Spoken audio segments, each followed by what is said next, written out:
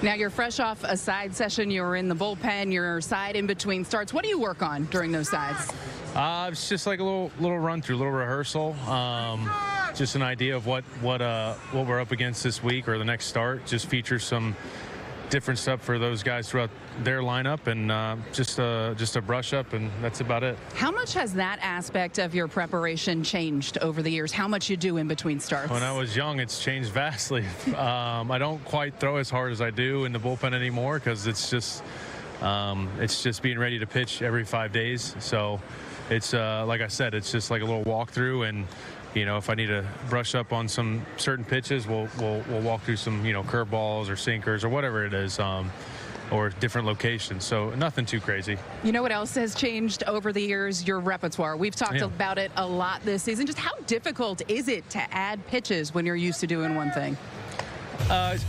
It could take time. Sometimes it takes a little while to feature something new or get an understanding of a different pitch, because, you know, sometimes, you know, like for me, throwing a changeup, it took me a few years to get a feel of just the feel of working through the changeup and then finding the right grip for me, and then, you know, finally stumbling upon the grip that works, and then finding the command of it. So sometimes it takes a while. Sometimes it's just like second nature, and they give you a grip and it works out.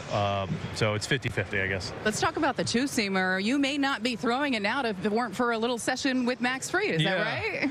Yeah, Max, it was kind of one of those things where Max and I were playing catch during spring, which rarely happens when two starters play catch with each other. Usually we play catch with bullpen catchers, but he was just flipping in two-seamer sinker, and I was like, you know what, I could do it too. Just kind of like I'm a monkey see, monkey do kind of thing, and just started flipping it. Is it that easy? No, that's what I'm saying. It's not always that easy. But, you know, when I first came in the league as a rookie, I was throwing two-seamers predominantly, and they just weren't that great. And, you know, with the help of the Yankees, Matt Blake and Preston, and a bunch of other guys, I'm saying Breen, there's a few guys throughout our staff that really stumble upon these pitch grips, and they know what they're doing with them, and they gave me a grip, and then I just kind of ran with it. You throw that pitch about 8% of the time, so not a ton, but was there a certain moment where it clicked for you, where you thought, hey, this is going to be an additional weapon? Yeah, I mean, it's just one of those things where they can't just sell it to four-seam fastball all the time, and they get a different look at a fastball. It goes it goes the opposite way, or it runs more than it carries. So I think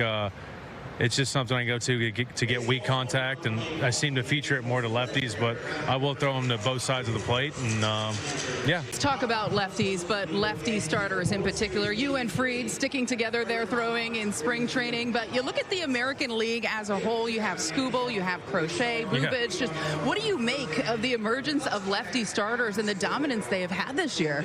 I don't know. I mean, there's just not that many left-handed pitchers or left-handers throughout our league. I mean, throughout the world. So, you know, we're the weirdos. We do it backwards. So, you know, most hitters don't see lefties very often. I don't know. I mean, it just seems like lefties are really doing it this year.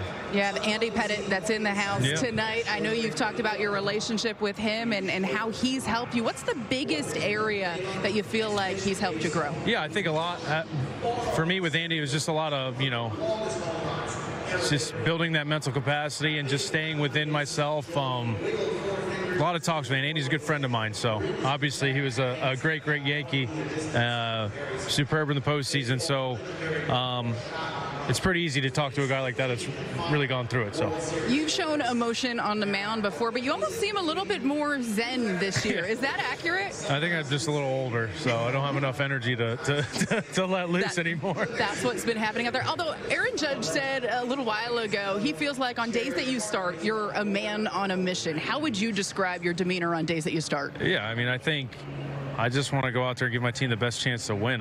There's a task to be done. There's a job to finish, and my goal is to go out there and give my team the best chance to win. And I really do not like losing, so I think that's kind of what drives me. And I'm sure Yankees fans like hearing you say that, because they don't like seeing you guys lose. Now we have a segment on this show. It's called Rounding the Bases. So are you ready to round the bases? Sure, why not?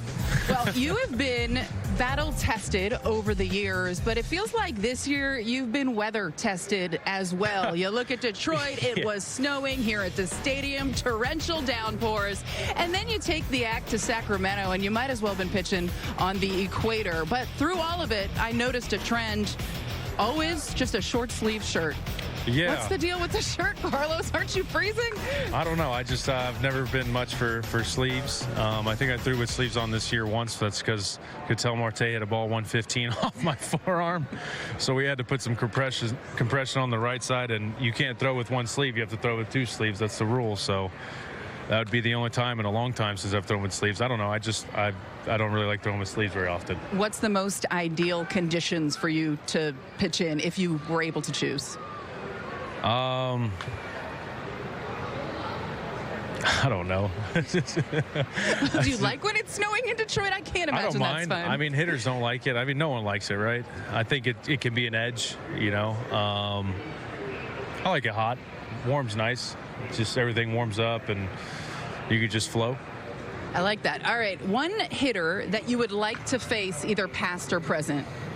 I mean, everyone would probably have to say Barry Bonds, right? See how far he could hit it. How would you attack him? I'll just throw a fastball, see if he'd hit it at third deck. All right, we know you're a proud father of three, Willow, Bo, and Silo. Yes. And your son, Bo, is playing on a Tball team right now with another family member of the Yankee community, and that is Caden Cole. Yeah, another ball player. Who do you think, if you had the time, would be a more intense Tball coach? Would it be you or Garrett Cole? Oh, man, that's a toss-up. It depends on the day. I don't know. I'm going to say myself. Yourself? Yeah. Okay. And along the lines, we'll kind of keep it in the family. When we were in Anaheim, you put your defensive skills on full display. Anthony Volpe called the play Jeter-esque. Your wife had some comments on Twitter, a little laughing, a little fire. We see it right here. I'll let you be Michael K. How would you describe that play?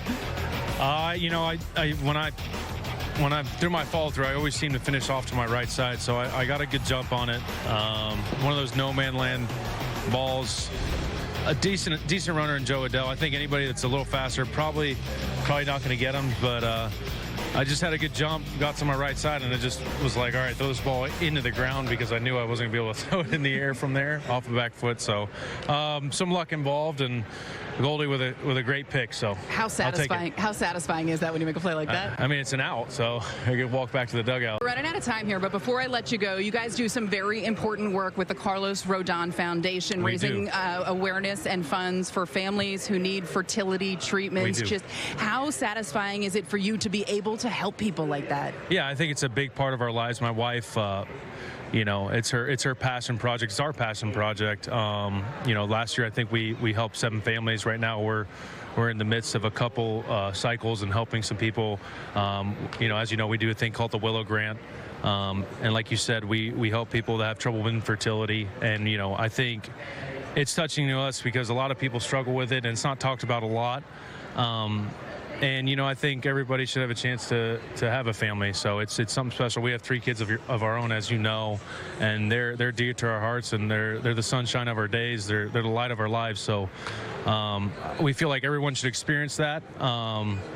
So if you know someone that's struggling with infertility, we do, like I said, we do the Willow Grant, and you can go to the rodonfoundation.org and see where you could put in for the grant process on our website. I think a few are open right now. I'm not sure, but this year our goal is we want to get into the 20 to 25 families that we can help, and we'll see if we can reach that. So, and that's, we know from the help from you guys and the Yankees, of course, as well. So thank you. Awesome work you are doing. You also have your big Willow Gala September 8th in Connecticut. Head to the website if you'd like to find out more. Carlos, thank you so much for the time. Yeah, thank you.